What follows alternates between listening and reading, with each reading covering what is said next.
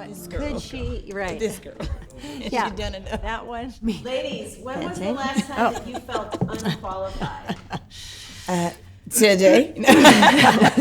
Unqualified. Gosh, probably motherhood. I think I'm always scrolling through Pinterest. Yeah. Like, oh, I didn't do that. Yeah. My kid's birthday party, I didn't make anything. Right.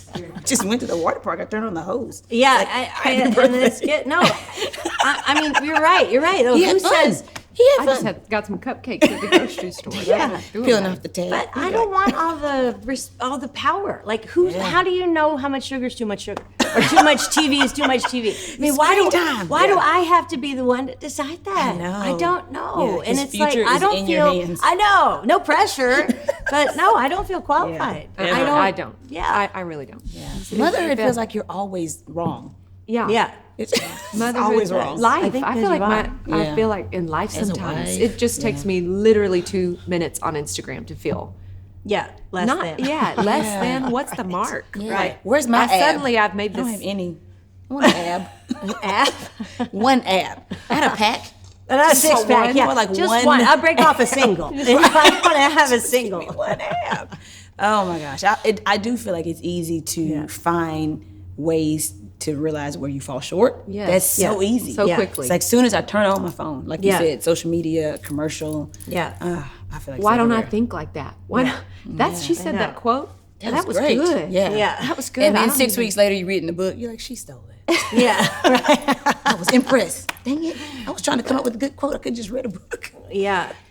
We were all But thinking the same I don't thing. think we think about either of the ways we like are qualified. Like just we No, got to be never. born here. Never. We got to be, Yeah. living that's in good. our neighborhood. We got to be moms. We got to be all those things. So good. we only look at where we come up short. You're Yeah. right. That's Yeah. what we focus on. It's too hard. Even when someone tells you you're qualified, you did great. What's the Yeah. first thing you say?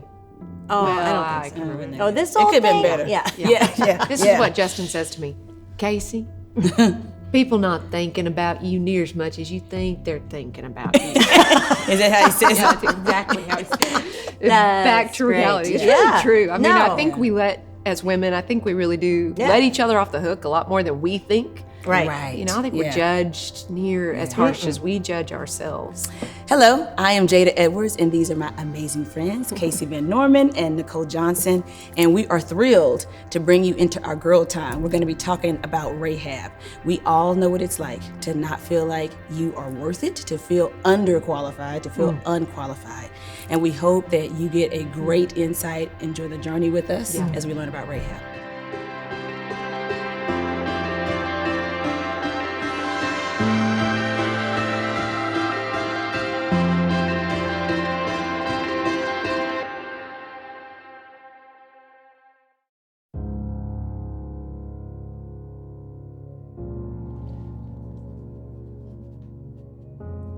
I spend a lot of time in other people's shoes.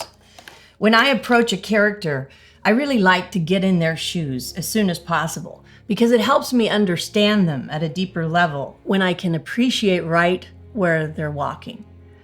I think I chose to become an actor really early in my life because I liked wearing the shoes of others. Like, I remember my sister had these beautiful pink toe shoes. She was the graceful one. She was this just lovely ballerina. And I remember when she would be away from the house, I would go in her room and I would try on her toe shoes because I wanted to be a graceful ballerina. And I think looking back that maybe I wanted to be in her shoes because I didn't like the shoes that I had to walk in. Like my shoes from junior high, I had these crazy purple high top tennis shoes. And they're cool now, but they were not cool when I had to wear them because they were hand-me-downs from a neighbor family up the street who just had boys. And if I think about them, I can feel myself sitting in the cafeteria alone, eating my lunch. Known to many mean girls as the weird one in the purple tennis shoes. But the pair I remember the most were these little white patent leather shoes. I wore them in the spring for Easter Sunday, and then I had to wear them again in the fall to my parents' divorce trial. You see, my mom and dad, they couldn't live with each other, but they also couldn't decide where my sister and I should live. So we went to court. And if I close my eyes, I can still hear the sound of those little white patent leather shoes on the tile floor as I walked up to the witness stand. And I sat frozen as I heard the judge ask me the hardest question of my life. Which parent do you want to live with? I know now that trying to make a decision so big while wearing shoes so small can lead you to a lifetime of fear of making any decision because you're just afraid you'll get it wrong. I know now that that much pressure on a little girl can make her live her life afraid that she's going to disappoint those around her. And I know now that sometimes little girls grow up to be actors that want to wear the shoes of others simply because the thought of wearing their own is unbearable.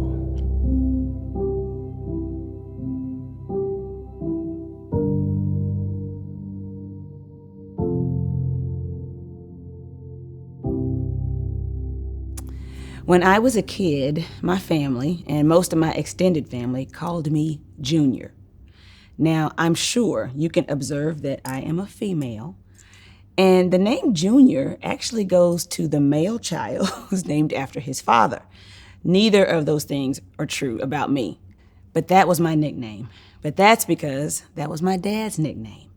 And because I looked like him, acted like him, and was probably always glued to his side, they started to call me Junior. Well, truthfully, I thought it was the coolest thing ever. I mean, my dad was that guy. When he walked into the room, everybody wanted to be his friend. He was funny, he was business savvy, he always had a joke, he was smart, he was directional. I wanted to be like my dad. I was the epitome of daddy's little girl. So when they called me Junior, I laughed. It made me feel warm on the inside. I smiled. It was a compliment. Until one day, it wasn't. I don't know if it was teenage angst or something, but one day, that nickname, instead of making me feel warm and smile and feel proud, it made me roll my eyes. I was over it. I didn't want to be like him anymore. I mean, I loved my dad, but I wanted my own identity. But it was too late. That name had already stuck. And years later, even to this day, when I go back and I'm around my family, they still say, "Oh, it's Junior. Look at Jada." And I'm thinking, I'm in my 40s, really? But it won't shake. That's what they've called me since I was a little girl. And I wonder if there is an identity, a nickname maybe, for you that you kind of feel stuck to. It can happen. Who we were growing up as kids or even before we came to know the Lord at various points in our lives, our spiritual and emotional journey, sometimes we can earn identities and earn nicknames that we can outgrow. Have you ever gone back to maybe a high school reunion or reconnected with old friends and they call you that nickname that your new friends don't know about? Have you ever been around family and they start to tell all the stories about how you used to be when you were a kid and you kind of want to keep those things under wraps? Sometimes I think even as we find God, when we're on that journey to finding Jesus, we go back to our old friends or our old community or maybe even our family that's not saved yet. And we try to show them this new joy we have. And all they do is look at us and say, "I knew you back when. Please save all the new life for me. I know who you really are." It can feel like bondage, really.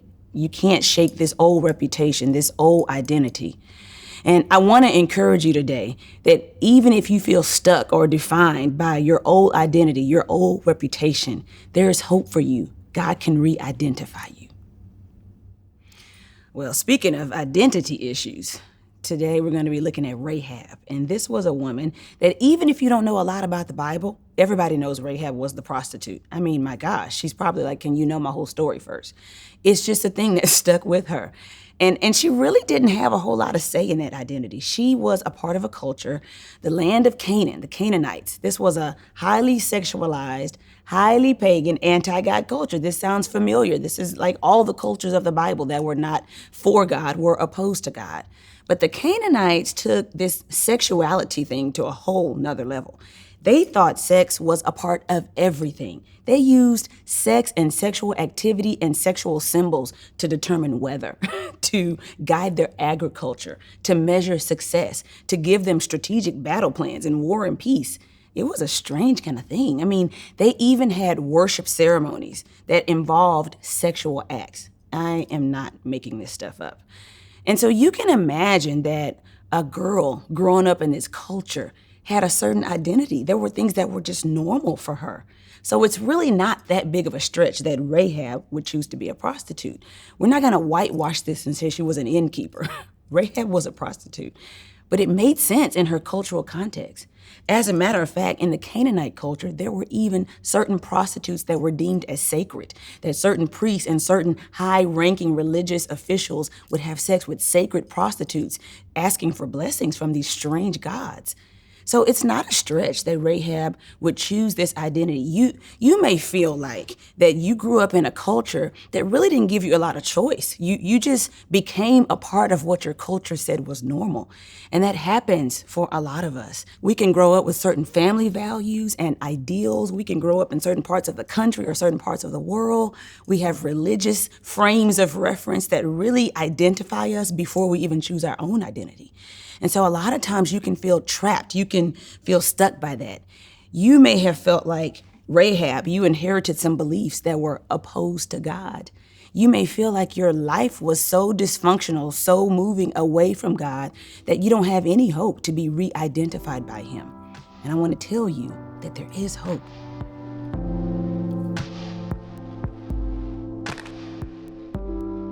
Spoiler alert, Rahab was not a church girl. You don't have to be the girl that grew up in Sunday school and on the front row and at every vacation Bible school for God to use you greatly. Just because your life may have been described as dysfunctional, just welcome to normal. That's everybody's life. That doesn't mean you're doomed. That just means God has a unique destiny plan for you. So let me bring this home a little bit. You might be wondering, okay, Jada, does this really apply to me? I'm telling you, if you are wondering, can God use the single mom who is just trying to make ends meet? Can God use the stepmom who's just trying to win the affections of her stepchildren and her husband? Can God use the poor girl who was raised by uneducated parents and really feels lost sometimes in this world? Can God use the girl who just got the degree, you're not even sure what it's for? Can God use your corporate ambitions that you all of a sudden feel like don't make sense anymore? The answer is yes, yes, yes. It does not matter the path you've taken up until now. Let God take over. Here's the truth. Even the decisions that you made in your past that might not have been God's preference, He will still use them for His greater plan. So coming to God is not about whitewashing who you used to be and trying to clean up your reputation and your old self. He says, bring your old self. I'm going to use that and make it better and use it for my plan. Here's the truth, ladies, that a non-good girl and a non-church girl who didn't grow up in a perfect, pristine home is used greatly by God. That's what Rahab is. That's who she is to us. And she is not a nameless woman. God mentions her by name, and we get to learn a lot about her. And He makes sure that we know she didn't come up with the perfect background. She didn't come up in the ideal culture, but she was still critical to His greater plan. God can connect the dots on every decision you've ever made. He will take even your mistakes and make sense of it. I am so thrilled that God can take the mess and the mess ups of my life. He mixes it all up and uses it for mission. And listen, to be used by mission, all you have to do is open your heart. You just have to respond. You don't have to be the smartest, the most intelligent, the most educated. As we get to know Rahab, we're going to see that without church and without Sunday school, without a Bible, she was able to see God and respond. She opened her heart. She heard Him. And that's all He needed for Him to use her greatly.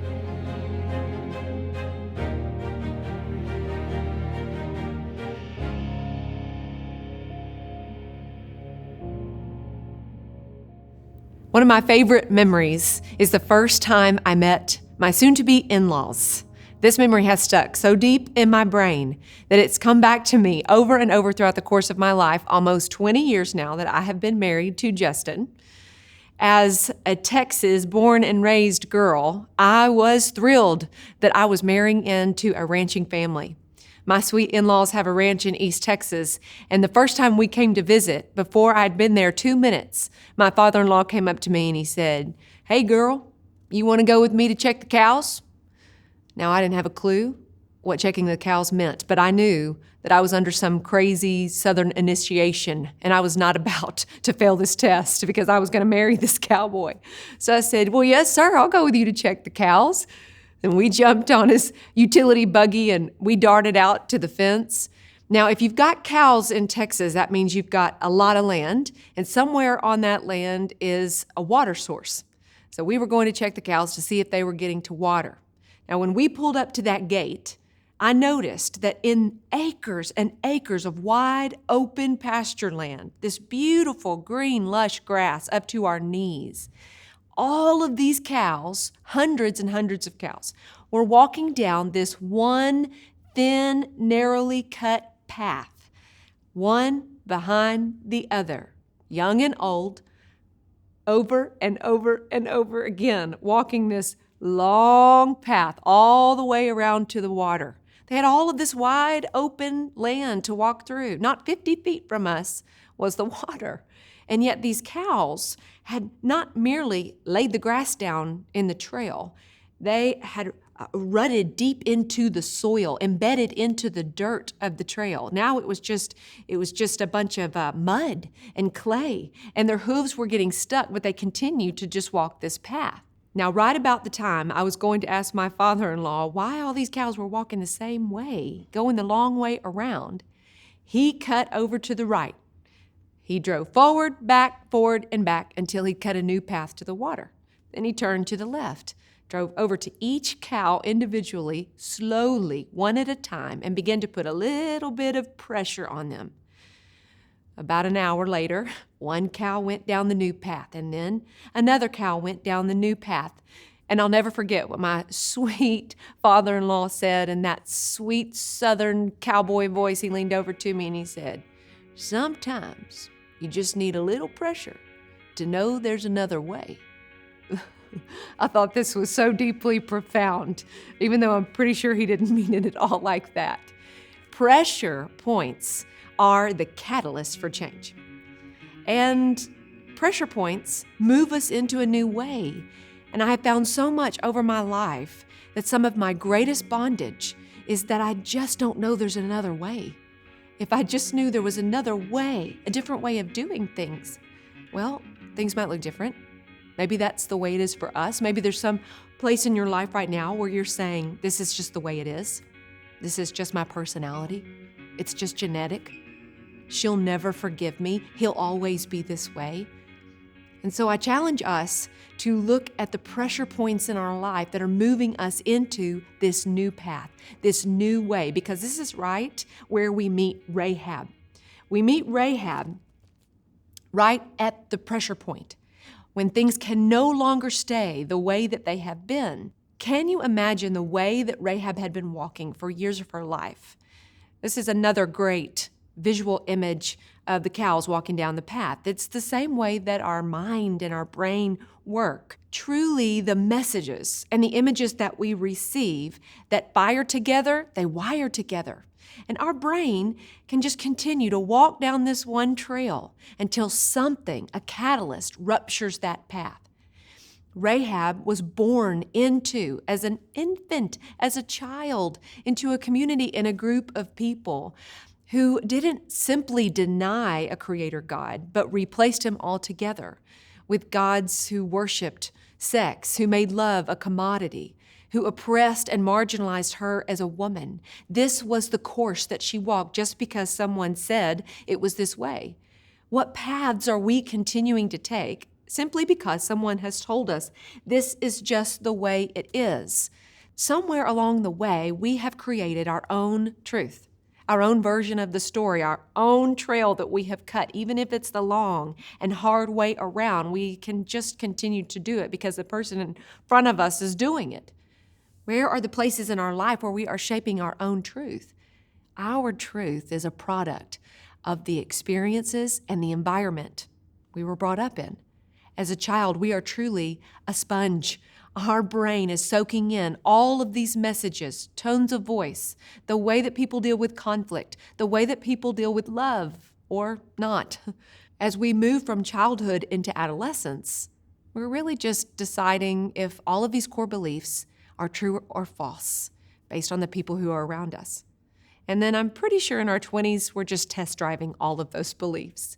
Colossians chapter 1, starting in verse 9, tells us what thriving looks like according to God.